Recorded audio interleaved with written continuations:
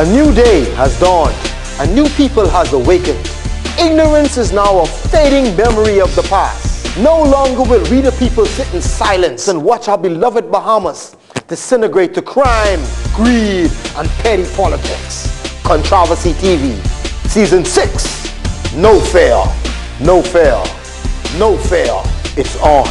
It's on.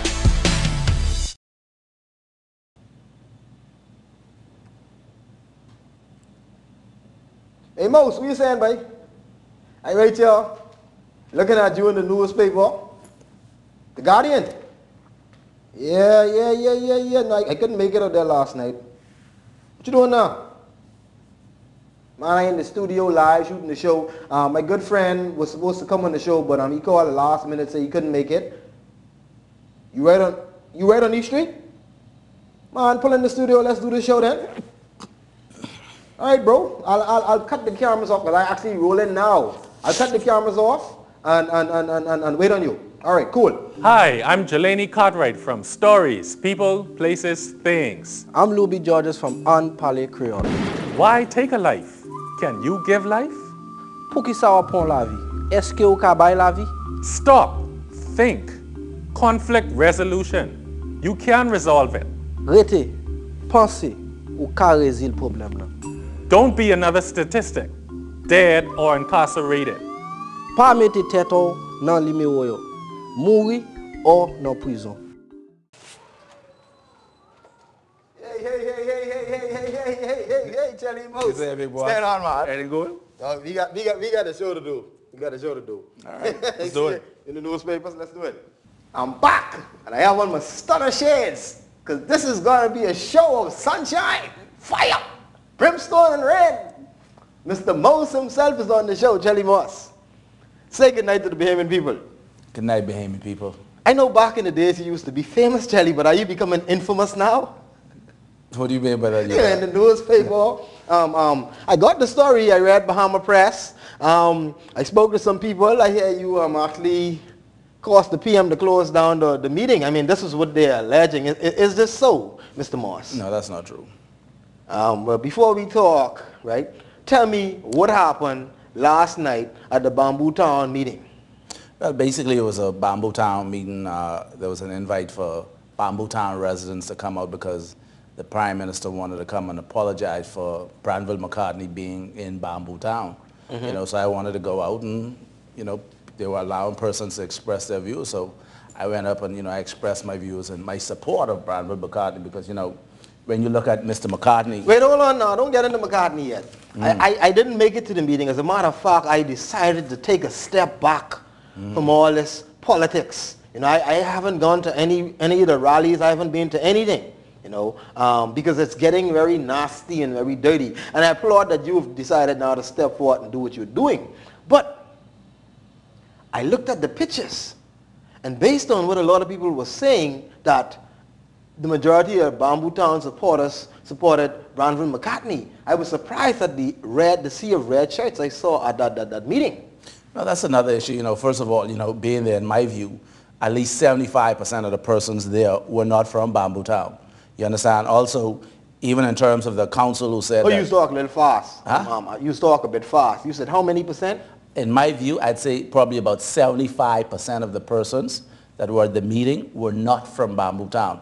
As a matter of fact, when I got up, you know, after thanking them for putting forth a meeting for Bamboo Town residents, you know, I looked around. I asked, you know, I wonder how many persons here are actually from Bamboo Town, because seeing some of the familiar faces and knowing some of the people and knowing, you know, in my estimation, 75% of the persons were not from Bamboo Town. You understand? Now, my sources told me that, and I could be wrong, and that's why I brought you on the show. My sources said, you say, everybody who here from Bamboo Town raised their hand, and there was a handful. Is that so? About 25% of the people.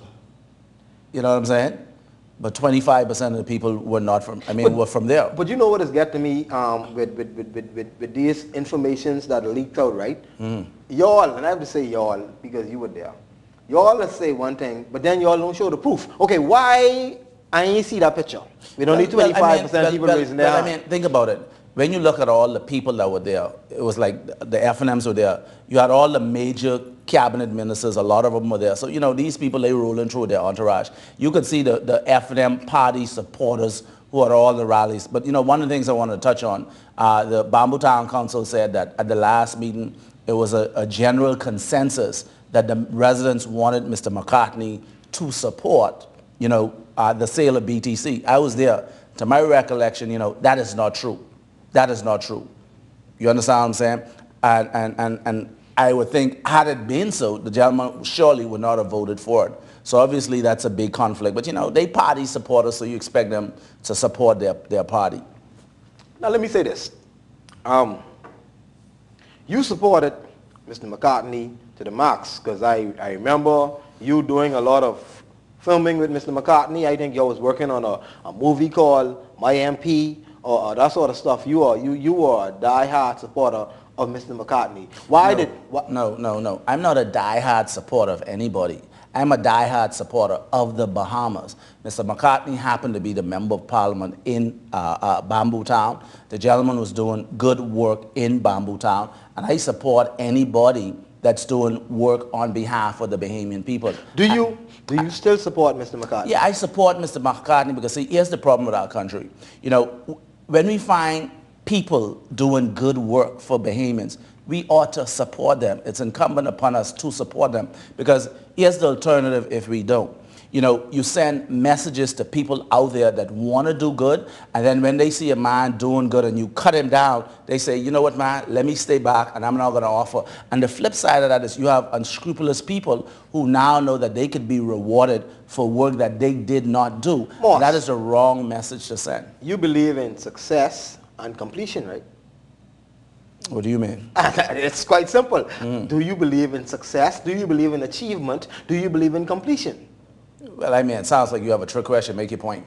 It's a simple I mean, question. for the most part, conceptually, yeah, Okay. let's go along with what you're saying. People are saying that Mr. Branville McCartney has no stickability, he lacked the discipline needed, and he cannot complete anything. He could not complete his term as a member, a minister of the cabinet, and then he could not complete his term as a member of parliament for the FNM. So here it is, right? If this man, this is what the tabloids are saying, if this spoiled brat cannot answer to the leadership that is over him, how can we appoint him to be our leader? If he cannot finish what he started, how can we have trust in him to lead us? Well, that's a very good point, Utah, and here's how I look at it. See, first of all, you have to look at the leadership. Prime Minister Ingram, you know, last night at the thing, you know, he was talking about all the nice roads and all that different stuff. You know, you're looking at roads, Bloor Road, too tight. You don't have bus stops. You don't have emergency lanes. Bloor Road they only shorted it by 1 foot. Yeah, but the point is, if you're going to spend that money, Bloor Road, if you drive, I get scared when I drive that as a double lane. It's too narrow. No bus stops, you know what I mean? It's like no planning. Anybody could borrow money to build roads. That's like going to the bank to get money to get a car or vacation. You understand what I'm saying? The problem is when you look at Mr. Ingram, he has a failed administration. Again, no core problem. But no, man, don't go back here. I gotta go but there I want because, you to stay on the because road. Because here, it's still, you know, it's a band-aid approach. Cars, people have real problems like illegal immigration, crime, you know, education. $4 billion debt. Our country's ability. But this is what it's all about. Hold on. Country's ability to feed itself. High employment. What do you prefer, Utah? I want to touch on that, but you're jumping the gun. But listen to this. Do you prefer to have a cheaper phone card or cheaper health care? I rather cheaper health care. Do you prefer to have a cheaper phone card or lower crime? But hold on. Let's answer it. I prefer Do you lower prefer crime. to have a cheaper phone card or less illegal immigrants in your country? My people told me the last time, they said, let you know Utah, this is your show. No, but hold it on, is man. your show, but we got to talk sense. But we going back there, Moss. Hold on. But you jumping the gun. You made a point. But this is what it's all about. Moss, come hold on, man. We ain't here to talk about this. I want to talk about the Bamboo Town meeting. Tell me what happened there. I mean, my sources told me they actually booed you when you stood up to speak. The great Celi Moss was booed. Well, what happened was, you know, they had an open session. A lady went up and speak, and, you know, she basically was talking about how the Prime Minister they bring Branville there, and he apologized. The woman say, but the council need to apologize too, because these people here, they diss me, da da da da. But we as FNM, we can shake hands and bygone be bygone.